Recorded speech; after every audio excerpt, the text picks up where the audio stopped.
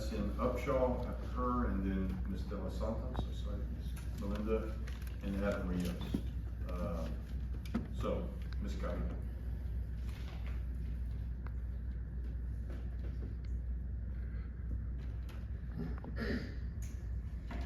Alrighty, Rachel Caballero, D1. Good afternoon or good evening. I think it's extremely important for the community to be aware of this situation. I hope not to get interrupted. That was a question. And why? Why would you do that if it's not supported by your analysis? Because at the time when they were saying that it would help out downtown, then, I'm fine with that. I can understand that. Okay, so in other words, would it be fair to say that falls again then over on the politics side? Yes. Okay, so the politics of it were for you to get behind it. Yes. Yes, it was. That's the individual questions.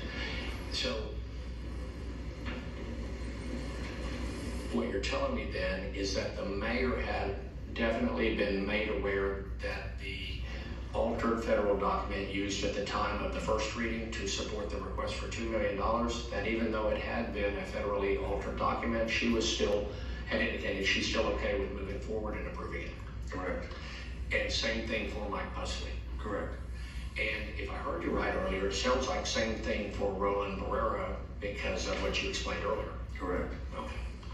I don't know, from memory, I'm going to tell you who I believe I told. I may have told others, but I'm not for sure. But I know I told the mayor.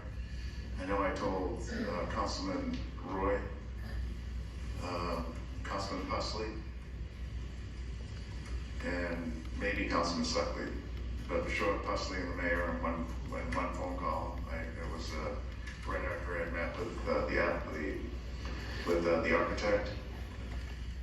You all just heard the voices of Mike Culbertson of the Economic Development Corporation and Peter Zanoni's depositions in a lawsuit against the city. What I learned from hearing these testimonies is one, even knowing that federal documents had been altered, tampered with, and or forged, individuals were politically pressured to endorse a project that did not fall within legal parameters, and the city manager and city staff still allowed the project to be presented as viable, and the concerns were not shared with other council members. In comparison to the $1.2 billion experimental desalination project, this was only a $2 million tax incentive. Imagine the chaos the $1.2 billion Inner Harbor project will bring. The architect firm involved in this lawsuit is also involved in the Inner Harbor desal project.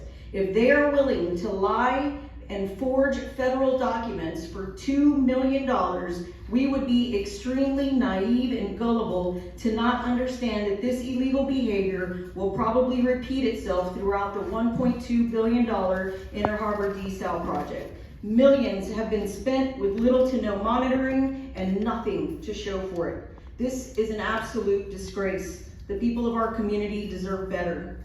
It is time to pull the plug on the Inner Harbor desal project. Dishonest city staff, the city manager, and complicit council members should no longer be trusted, and they should be removed. Have the day you deserve. Thank you so much. Thank you. Next up is S.N. Upshaw.